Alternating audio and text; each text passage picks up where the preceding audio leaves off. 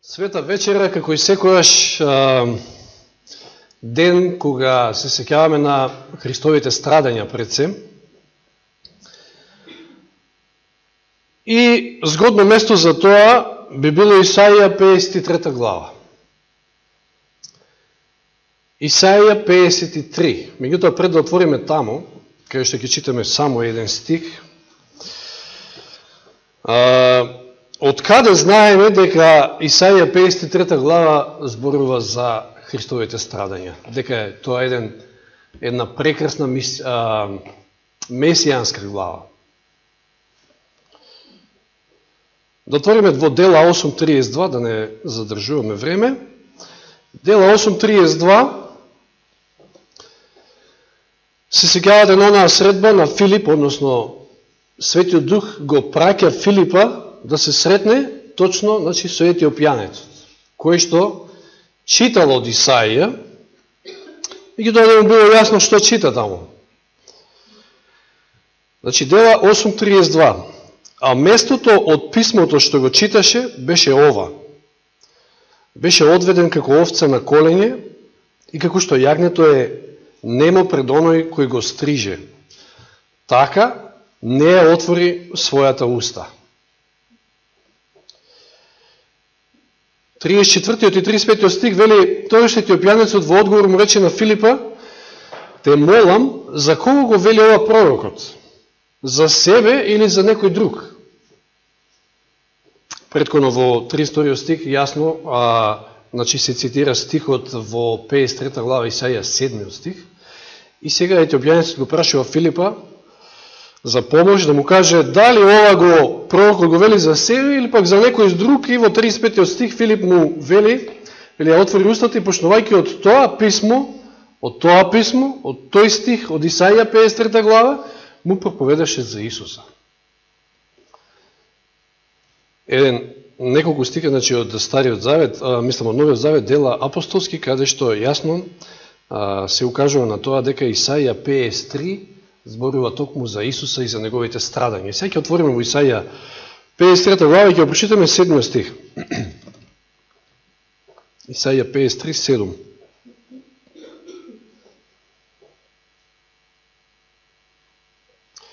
Го измачува, а тој оставаше и не ја отвори својата уста. Го одведува како јагне на колене, како овца нема пред оние што ја стрижат, не ја отвори својата уста. Забележуваме дури на два пати во овие две реченици, во првата и во втората се користи еден исти израз, така завршуваат речениците, вели не ја отвори својата уста. Исус молчеше. Го измачува, го врега, го плука, се подигрува со него, го исмејува, а тој не ја отвори својата уста. Го одведува како јагне, како овца нема. Видите, има разлика. Ако сте гледале некојаш, ако сте присуствувале на такво нешто, јас сум, ако земете да колете свиња, не е ни нема, не е ни кротка, туку, како што кажа брат Раде, цел комшилук ќе разбере дека некој коле свиња. Меѓутоа, кога го праша и јагне или овца, веќе сосема поинаква е ситуацијата, како што и стихот ни кажува. Како овца нема пред оние што ја стрижат, вели не ја отвори својата уста. Дотвориме сега во книгата на Проповедник, 3 глава, 7 стих. Книга на Проповедник, 3 глава, 7 стих. Знаете, таму има неколку стихови, каде што вели има време за плачење, има време за радување, време за сеење, за жнеење, за кинење, за шиење, вели овде во 7 стих. И 7 стих од Проповедник 3 глава завршува, вели време за молчење и време за зборување. Да ви кажам право, и мора сите да се сложиме со тоа, и верувам нема да биде тешко да се сложиме, дека Исус е единствениот човек на оваа планета кој што знаел кога треба да молчи, а кога треба да зборува. Ние неретко се случува да зборуваме кога треба да молчиме, а исто така многу често се случува и да молчиме кога треба да зборуваме. Кога сме кај ова, пред да продолжам со темата, јас од овде од говорница, затоа што на тој одборски час, или како да го наречам, бевме скоро цела црква присутни, би сакал да се извинам од моја име, затоа што може би требаше да молчам, може би не требаше да зборувам, или како и да е, тоа што го кажав на несоодветен начин. Значи да, некојаш треба да се каже, меѓутоа многу треба да се внимава и како ќе се каже тоа. Затоа простите ми, ево ова прилика, поготово поголема одговорност, затоа што сум пастор, па на некој начин некои се угледуваат на пасторот, така да наистина простите за несоодветното мое однесување на тој час. И како што кажав, овде сите ќе се најдеме. Значи, ретко кој од нас не е сгрешил и не кажал некојаш нешто, а може и подобро било да молчи. Како што гледаме Исус, значи го следиме Исуса во последните 24 часа, да кажеме, од неговиот живот. Страдањата и маките што ги доживеал, судењето, четвртокот спрема петокот. Исус молчи, самото пророштво вели не ја отвори својата уста. Ајде сега да отвориме во Матеј 26 глава. Кај Кајафа. Ке почнеме. Кај Кајафа, ке одиме кај Пилат, кај Ирод, пак кај Пилат. Да видиме како се однесол Исус. Матеј 26, читаме од 59 до 63. А главните свештеници и целиот Синедрион, значи не е само кај Кајафа, пред целиот Синедрион му се суди на Исуса, бараа лажно сведоштво против Исуса за да го убијат и не најдоа. Имале проблем да најдат лажни сведоци. Иако дојдоа многу лажни сведоци, вели. Најпосле дојдоа двајца и рекоа, конечно нашле некого, и велат, рекле, овој рече можам да го разврнам Божиот храм и да го созидам за 3 дни. Тогаш првосвестеникот стана и му рече, 6 стих, ништо ли не одговараш, што сведочат овие против тебе? И кога би биле ние на вакво место и кога би не обвиниле за нешто што не сме го кажале, или сме го кажале, ама ни ги искривиле зборовите, кој знае што би било.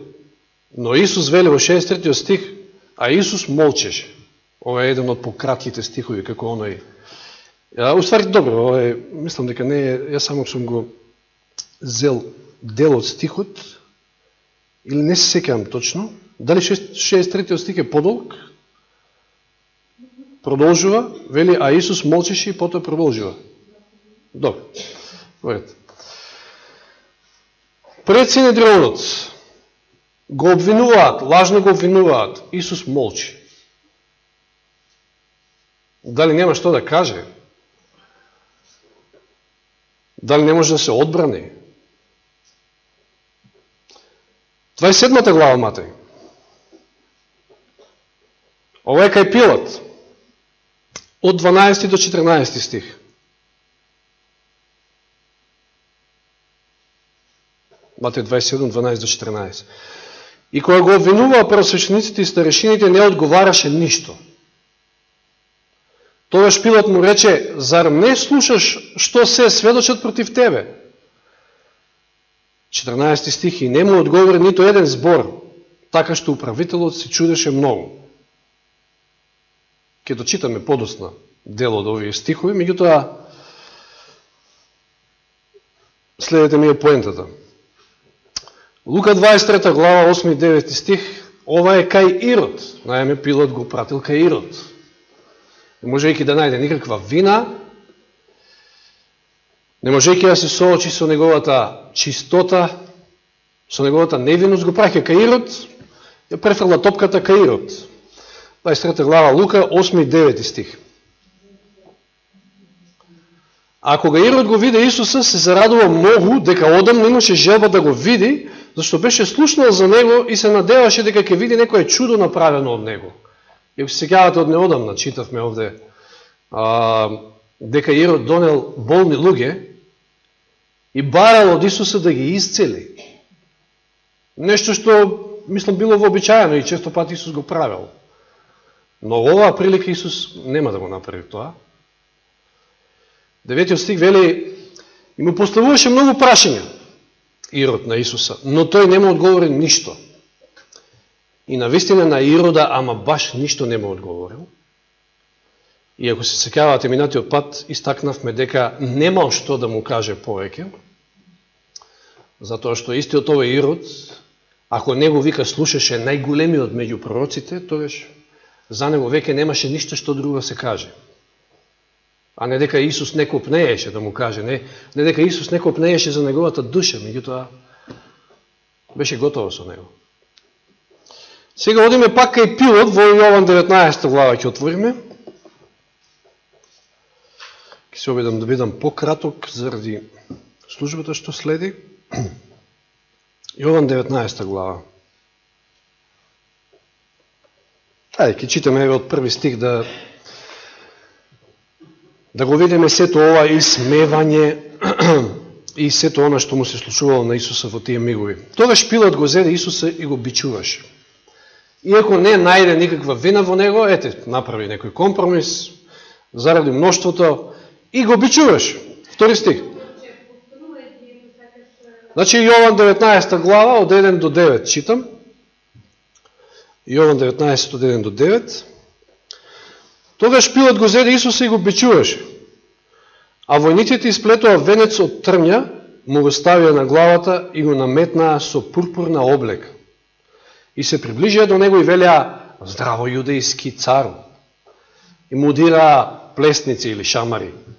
Потоа Пилот излезе и им рече: еве го изведувам пред вас, за да знаете дека не наоѓам никаква вина во него. А Исус излезе надвор, носејќи трнов венец и облека, и Пилот им рече: еве го човекот. Но кога првосвештениците и нивните службеници го видоа, извикаа велејки: распни, распни. Пилот им рече: земете го вие и распнете го, зашто јас не наоѓам вина во него. Јудејците му одговорија: ние имаме закон и според законот тој треба да умре, зашто сам се направи Божи син. А кога Пилот го чу тој збор, уште повеќе се уплаши. 9 стих. И пак влезе во преторијата и му рече на Исуса: откаде си ти? Но Исус не му одговори. Помена времето и за Пилот, иако претходно во првата конверзација ќе му каже нешто, во овој случај веќе Исус не му одговори ништо. Се наметна прашањето зашто Исус молчи. И сега прво ќе кажеме дека сепак не било така дека во секоја ситуација молчел поготово овие 24 часа. И сега се вратиме во Матеј 26 глава, да ги прочитаме сега 63 и 64 стих, кај Кајафа, кога бил пред Синедрионот, поточно. Матеј 26, 63 и 64. А потоа ќе кажеме зошто Исус молчи и што би можеле да се поучиме од ова. Матеј 26, 63 и 64. Првосвештеникот му рече: те законува во живиот Бог да ни кажеш дали си ти Христос Божиот син, дали си ти Месијата. И Исус сепак ќе проговори, ќе каже: ти рече, но јас ви велам, од сега ќе огледате човечкиот син како седи оддесно на силата и како доаѓа на небесните облаци, а не вака како што ме гледате сега. Значи Исус сепак нешто кажал, бил запрашан дали тој е Месијата. Одиме во Матеј 27 глава 11 стих кај Пилата, кога сепак му кажал нешто, но ова е во првата прилика, значи кога е кај Пилат. Ако се сеќавате, Пилат имал шанса да се покае. Пилат сватил дека има работа со божествен лик пред себе, а не онако како што го представувале луѓето. И се заинтересирал. Го потикнало нешто да постави неколку прашања И 11 стих читаме Матеј 27 глава, а кога Исус застана пред управителот и управителот го праша, ти ли си јудејски цар? Исус му одговори, ти велиш. Интересно, на Кајафа му вели, ти рече, овде вели исто. Ти кажа, ти велиш, ти рече.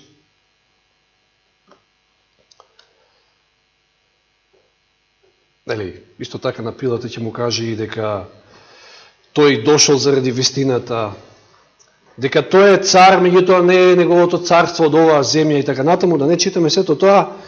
Одиме сега во Јован 19 глава 11 стих, повторно кај Пилата го прескокнуваме Ирод, затоа што Ирод не добил никаков одговор, ништо од Исус. За него било завршено. Јован 19:11.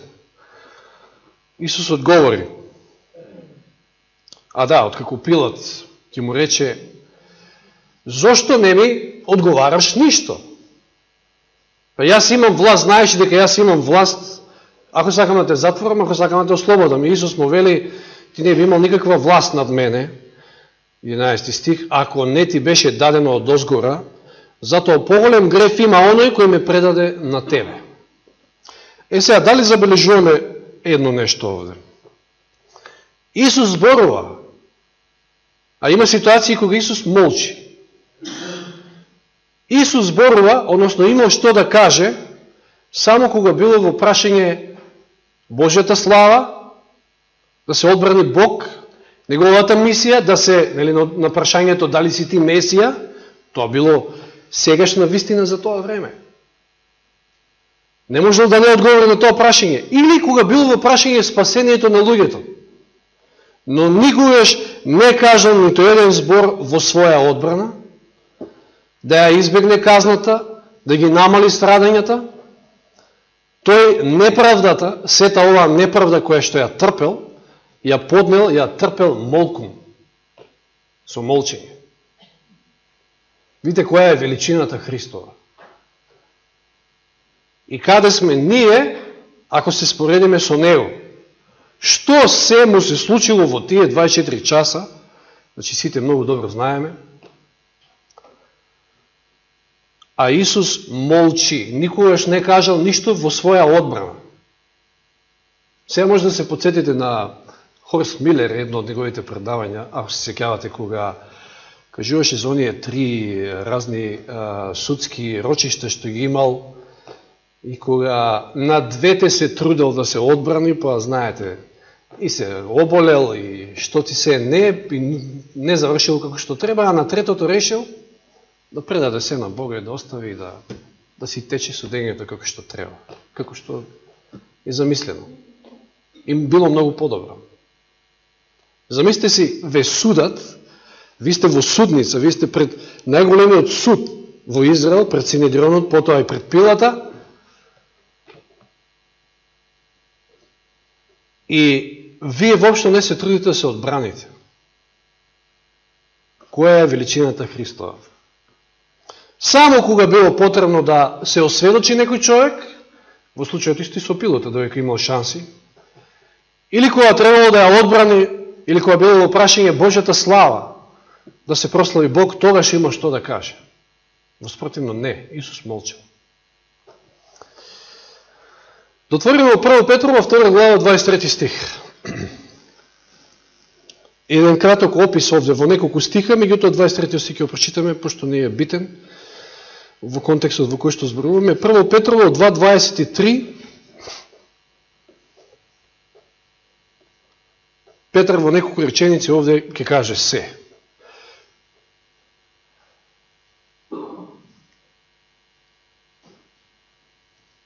Кој во една прилика, нели, од далеку ќе гледа што се случува. Како Исуса го судат, тој кој беше навредуван не враќаше со навреда. Кога страдаше не се закануваше, туку се предаде себе си на оној кој суди праведно.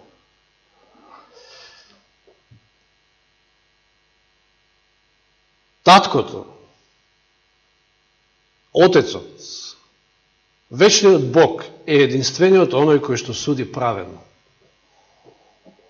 Не постои човек, не постои судија кој што може праведно да пресуди, затоа што не знае се, не ги знае сите факти, меѓутоа Господ знае се од мислите, па понатаму да не зборуваме.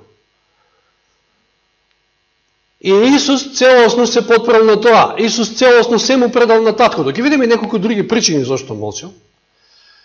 Но ова е многу битно за нас, значи кога сме навредени, кога криво се представува нашиот карактер, нашите зборови, многу подобро да молчиме. Да му предадеме се на таткото, на неговиот суд, затоа што тој најдобро знае се. Ова е момент кај што верувам дека сите сме слаби, почнувајќи од мене, па таму до последните. Секогаш сакаме да се оправдаме, да кажеме дека не сме виновни, дека другиот е виновен, па ако не било вака, па немало така да реагираме, па не знам што. Секогаш имаме некој свој изговор. Сега да видиме неколку причини, значи овде зошто Исус молчал. Прво, тој е исполнува Божјата промисла, Божјото пророштво. Во Исаија 53:7 што кажува? Значи тоа е стотици години пред Исус да дојде воопшто. Не ја отвори својата уста, ќе биде одведен како овца на клање, но не ја отвори својата уста. Како прво, тој го исполнува пророштвото. Второ, сватил дека е Божјето јагне заклано од почетокот на светот. Исус тоа го сватил. И знаел дека така треба да заврши. Ја покажал неговата спремност да пострада, за да го удоволи Бога, да ја твори неговата волја. Се сеќавате, најтешкиот момент бил во Гециманија, кога требало да ја донесе од луката. Потоа било, ќе кажам, полесно. Ништо не било лесно од тоа, меѓутоа Гециманија е клучниот момент. Кога вели, оче ако е можно да ме одмине оваа чаша. Не можеме, тешко е. Од човечката природа. Но не е моја, туку твоја волја нека биде. Спремноста да ја исполни Божјата волја. Па не знам за какви страдања да станува збор. Четврто, од љубов кон нас и вчерашниот утрински стих Евреите 12:2 заради радоста што беше пред него. Која радост? Дека ќе се спасат и лјадници преку неговата жртва. Затоа молчешко заврши на крст. И дори на крст ќе каже неколку збора, нели, Господе, зошто ме остави, уште и прости им, не знаеш што прават. Колку е голем нашиот Спасител Исус. Во една смисла бил невин. Ќе видите што сакам да кажа. Во една смисла бил невин. И да, точно, самиот Пилат го препознал тоа и вели, јас не наоѓам никаква вина во него. И видите, он е невин, навистина не сгрешил ништо, меѓутоа, значи е обвинет на правдина и не се брани воопшто.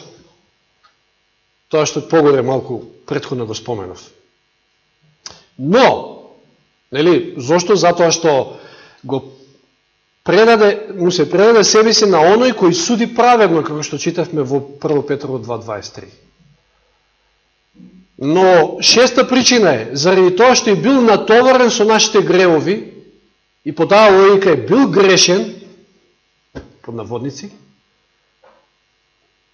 не бил невин, туку натоварен со сите наши гревови и не само што молчал пред земските судии, туку и пред Бога како судија. Ако се присетите на онаа ситуација на господарот кој што, нели, правил гозба, свадба, па ги повикал луѓето и еден од сите тие влегол и се нашол таму не во свадбена облека и вели немаше што да каже пред господарот. Имаме ли ние што да кажеме? Има ли некој од нас кој што не сгрешил? Има ли некој од нас кој што може да се пофали нешто со самиот себе и да, не знам, се буни, се правда, се брани пред судијата? Не станува збор пред земски судија, иако Исус молчал и таму. Пред нашиот небесен Отец, како судија. Што вели Римјаните 3.19? Римјаните 3.19. Може и последниот стих, да? Што ќе очитаме Римјаните 3.19.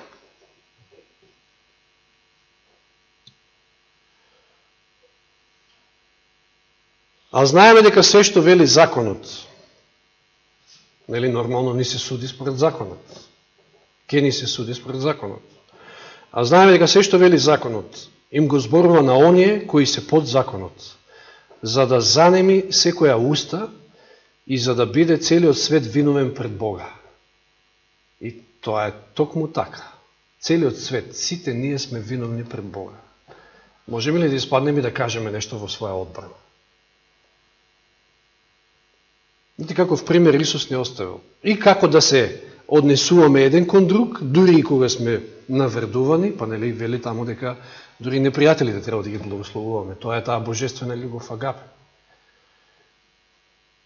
А да не зборуваме за тоа дека сите ние сме сгрешиле, сите ние грешиме, нашата облека е нечиста, облеката на нашата праведност е нечиста и ние како такви не можеме да излеземе пред судијата и да излеземе, знаеме дека ќе бидеме осудени.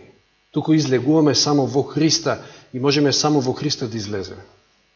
Исусовиот молк, значи, навистина е величествен, ако размислиме подлабоко. Како и да гледаме на Него.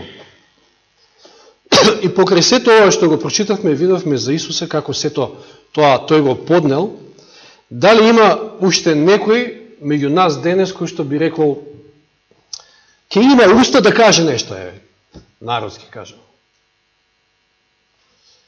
Или пак секој уста ќе занеме. И тоа не само денеска, затоа што чинот е таков, да го молиме Господа да занемиме за секојаш. Зашто нема што да кажеме. А ако имаме некој дар, а некој од нас има 5, може има и 10, може има некој и со 1, како што вели писмото. Дали тој дар, затоа се вика и дар. И таа способност е негова, па да може да се фали со тоа. Има да стих тамо во Коринќаните. Немаме ние ништо со што би се фалиле. И дали од друга страна па има некој од нас кој што навистина не сгрешил и не греши и да може да има полна уста да се правда и така натаму. Да го молиме Господа навистина да занеме нашата уста, затоа што кога гледаме како Исус се однесува, кои сме ние. Вакви какви што сме недостојни, сега молкум да заминеме на миење на нозе, на еден чин кој што токму тој означува понизност, каде што, ете, ако не сме се измириле, ќе се измириме меѓу себе, пред своите браќи и пред своите сестри. Да го следиме Христа, да го следиме по неговите стапки, како што ќе каже Петар во тоа негово прво Петрово послание во 2 глава. Нека му е слава на Господа. Амин.